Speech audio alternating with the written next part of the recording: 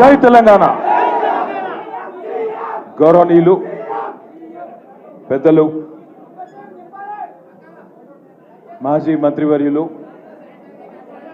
పట్నం నరేందర్ రెడ్డి గారికి, వారి కుటుంబానికి, వారితో పాటు కొడంగల్ నియోజకవర్గంలోని మీ అందరికీ అండగా ఉంటున్న పెద్దలు శ్రీమతి సబితా ఇంద్రారెడ్డి గారికి, గౌరవనీయులు పెద్దలు మాజీ మంత్రివర్యులు అన్న గుంతకండ్ల జగదీశ్వర్ రెడ్డి గారికి, గౌరవనీయులు మాజీ మంత్రివర్యులు పెద్దలు అన్న శ్రీ పొన్నాల లక్ష్మయ్య గారికి, గౌరవనీయులు మాజీ మంత్రివర్యులు ఈరోజు మీ అందరికీ కొడంగల్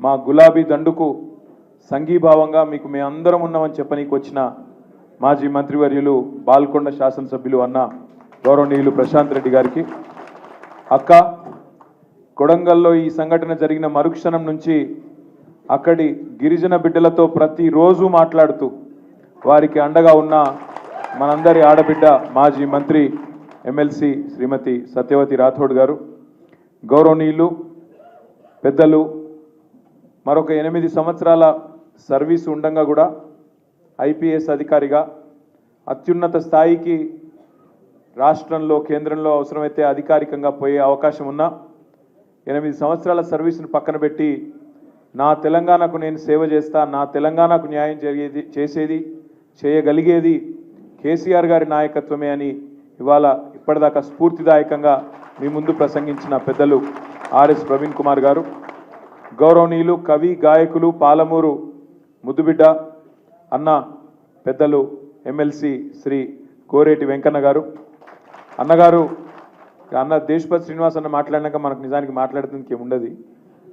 అద్భుతంగా ఇప్పటిదాకా మిమ్మల్ని ఉర్రు తొలగించే విధంగా ప్రసంగించిన ఎమ్మెల్సీ పెద్దలు అన్నగారు దేశపతి శ్రీనివాస్ గారు, తమ్ముడు మొట్టమొదటిసారి మనం ఈ సంవత్సర కాలంలో మరి పాలమూరులోనే పాలమూరు పౌరుషం రుచి చూపెట్టి రేవంత్ రెడ్డికి చుక్కలు చూపెట్టి ఎమ్మెల్సీగా గెలిచిన మా తమ్ముడు నవీన్ కుమార్ రెడ్డి గారు, అదేవిధంగా పట్నం కుటుంబ వారసుడు మా తమ్ముడు మీ అందరికి అండగా ఉన్న పట్నం అవినాష్ రెడ్డి గారు, అదేవిధంగా వేదిక పైన ఉన్న మరొక తమ్ముడు మా ఎమ్మెల్యే హుజూరాబాద్ కౌశిక్ రెడ్డి గారు, పాడి కౌశిక్ రెడ్డి గారు,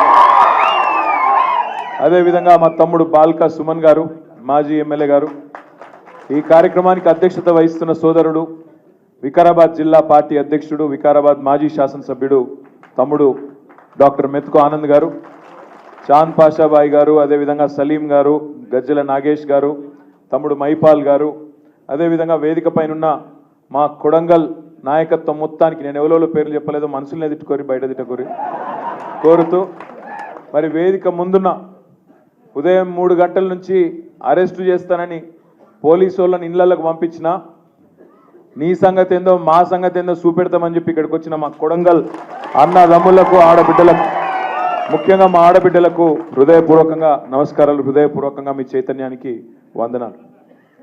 సరిగ్గా 35 రోజులైంది నరేందర్ రెడ్డి గారిని అరెస్ట్ చేసి, వారితో పాటు దాదాపు 30 మంది రైతులను అరెస్ట్ చేసి 35 రోజులైంది.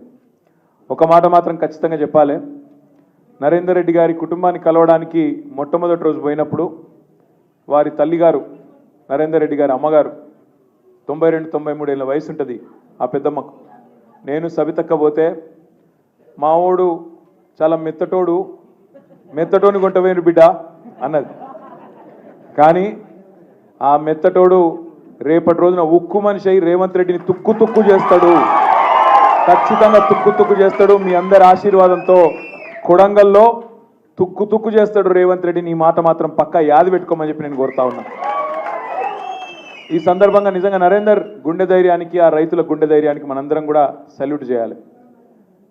కేసీఆర్ గారి నాయకత్వంలో ఎట్లయితే ఉద్యమంలో ధీశాలిగా పోరాడినామో ఇవాళ నిజంగా మీ కొడంగల్ చైతన్యం చూస్తూ ఉంటే మొత్తం మా అందరికీ కొత్త ఉత్సాహం వచ్చింది, మా అందరికి కూడా గుండె ధైర్యం వచ్చింది. ఎందుకంటే సంవత్సరం కిందట అనుకోకుండా ఎన్నికలు ఓడిపోయినాం. ఇందాక దేశపతి శ్రీనివాస్ గారు ఒక నక్క కథ చెప్పిండు. ఆ నక్క వినయాలు ప్రదర్శించుకుంటూ రేవంత్ రెడ్డి అనే ఒక నక్క మొత్తం రాష్ట్రం అంతా తిరిగి అరిచేతుల వైకుంఠం చూపెట్టి ఎవరికి ఏది కావాలంటే అది ఇస్తా అన్నాడు. డిసెంబర్ 9 నాడు ఉరుకుండ్రి మీరు రుణం తెచ్చుకొని 2 లక్షల రూపాయలు తెచ్చుకోండి, నేను వస్తూనే ఉన్నా, సంతకం పెడతా. ఏది పోయిన డిసెంబర్ 9, 2023 అది పోయింది. సంవత్సరం దాటింది, ఈ డిసెంబర్ 9 కూడా పోయింది. అయిందా రుణమాఫీ? 2-3 సార్లు రేవంత్ రెడ్డి కాంగ్రెస్ వాళ్ళు ఆడాయిడ మాట్లాడిండ్రు. ఏమని? రుణమాఫీ చేసినామని. అంటే నేను ఒక్కటే అన్నా, దమ్ముందా? పోదామా? నీ సొంత ఊరు కొండారెడ్డిపల్లె పోదామా, నీ కాన్స్టిట్యున్సీ కొడంగల్ పోదామా, ఏడికి పోదామో రా. ఒక్క ఊర్లోనన్నా 100% రైతులు కనుకొచ్చి రుణమాఫీ అయిందని చెప్తే నేను రాజకీయ సన్యాసం చేసి ఆడికెళ్ళటే వెళ్ళిపోతాం, మళ్ళా రాజకీయాల్లో కూడా ఉండా అని చెప్పిన. కానీ ఆయనకు కూడా తెలుసు, నాకు కూడా తెలుసు, మీకు కూడా తెలుసు, చూసేటోళ్ళు టీవీలలో చూసేటోళ్ళకు కూడా తెలుసు, రుణమాఫీ కాలే. ఎంత మోసం అంటే 49,500 కోట్లు మొత్తం కావాలి రుణమాఫీకి. నా లెక్క కాదు. రేవంత్ రెడ్డి ప్రభుత్వంలోకి రాగానే మొట్టమొదటి వారం 10 రోజుల్లోనే state level bankers committee meeting పెట్టిండు, బ్యాంకులతో మీటింగ్ పెట్టిండు. ఎంత కావాలి పైసలు రుణం మాఫీ చేసినందుకంటే? 2 లక్షల రుణం. వాళ్ళు చెప్పినారు 49,500 కోట్లు సార్ అని చెప్పారు. ఏమైందో ఏమో తెలియదు. 10-15 రోజులకు రేవంత్ రెడ్డి ఎక్కడో మాట్లాడుకుంటూ చెప్తున్నాడు, ఒక్క సంవత్సరం మేము కడుపు కట్టుకుంటే చాలు 42,000 కోట్లు మాఫీ చేస్తా అన్నాడు. 7,000 కోట్లు అప్పటికే ఎగిరిపోయినాయి. 10 రోజులకే మార్చిన ఆయన 7,000 కోట్లు ఎగిరిపోయినాయి. ఒక 15-20 రోజుల తర్వాత క్యాబినెట్లో పెట్టిరు రుణమాఫీ అని. 42,000 కోట్లు ఆయనతో సడన్గా 31,000 కోట్లు అయింది. 11,000 కోట్లు అక్కడ పోయినాయి. మళ్ళా తర్వాత బడ్జెట్లో పెట్టిండ్రు, బడ్జెట్ 26,000 కోట్లే అన్నారు. మరి ఏడవైంద్ర నాయన 49,000 కోట్లు 26,000 కోట్లు ఎట్లయింది అంటే చెప్పేదానికి ఎవరు రెడీగా లేరు. ఆ 26,000 కోట్లలో కూడా ఈరోజు అరాచకం ఏంటంటే ఇప్పటి వరకు రైతుల ఖాతాల్లో పడ్డది 12-13,000 కోట్లు దాటలేదు. ఏ ఊళ్ళో కూడా 30-35% కంటే ఎక్కువ రుణమాఫీ కాలేదు. ఇది వాస్తవమా? ఎక్కడ కాలే, కొడంగల్లో కాలే, కొండారెడ్డిపల్లిలో కాలే, ఏ ఊళ్ళో కాలే తెలంగాణలో. కానీ సిగ్గు లేకుండా రాహుల్ గాంధీ నుంచి మొదలు పెడితే కింద ఉండే గల్లీలో ఉండే కాంగ్రెస్ కార్యకర్త దాకా అయిపోయింది మొత్తం చేసేసినాం, ఇంకేం లేదు చేయనికే. నేను అడుగుతున్నా, ఒక్కరోజు ఇవ్వాలని అధికారం ఉంది కాబట్టి, నేను టీవీలు చూపెడుతున్నాయి కాబట్టి, నువ్వు మొరుగుడు పేపర్లు రాస్తుండ్రు కాబట్టి ఏది పడితే అది మాట్లాడుతున్నావు. రేపు మళ్ళీ ఓట్ల కోసం రైతుల కాడికి పోయినప్పుడు పంచాయతీ ఎన్నికల్లో, జిల్లా పరిషత్ ఎన్నికల్లో ఇదే రైతులు నీకు బుద్ధి చెప్పరా, బుద్ధి చూపెట్టరా, వాళ్ళ సత్తా చూపెట్టరా అని యాడ్ చేసుకొని అడుగుతా ఉన్నా. ఎన్ని రోజులు అబద్ధాలతో గడుపుతావు? నువ్వే కదా చెప్పినావు. ఏమన్నావు నువ్వు? అన్నాడు కేసీఆర్ 10,000 ఇస్తున్నాడు బిచ్చమేసినట్టు, నేను 15,000 వేస్తా అన్నాడు. ఇప్పుడు ఆ 10,000 వేస్తుండా కనీసం? వానాకాలం రైతు బంధు ఎగ్గొట్టినాడు ఎవడు? రేవంత్ రెడ్డినా? అందుకే అన్న వస్త్రం కోసం వస్తే ఉన్న వస్త్రం పోయిందంటారు. అట్లా అయింది ఇవాళ తెలంగాణ రైతాంగం పరిస్థితి. బాధపడుతున్నారు. కొడంగల్లో కూడా రేవంత్ రెడ్డి కోటేసిన ప్రతి రైతన్న బాధపడుతున్నాడు.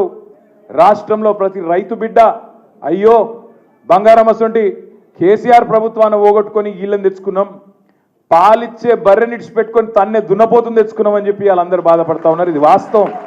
రాష్ట్రంలో ప్రతి రైతు బాధపడుతున్నాడు. ఒక్కరు నువ్వు నేనని కాదు, రాష్ట్రంలో ప్రతి ఒక్కరు బాధపడుతున్నారు.